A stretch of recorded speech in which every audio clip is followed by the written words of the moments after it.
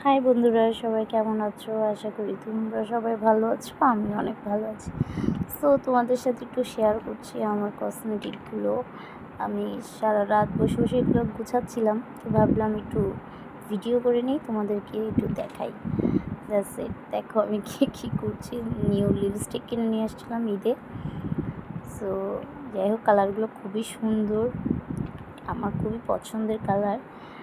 আর তো রাত একটা পার হয়ে গেছে আমার এগুলো গুছাতে তো ভাবলাম তোমাদের সাথে একটু শেয়ার করি। এই হলো আমার কাজ।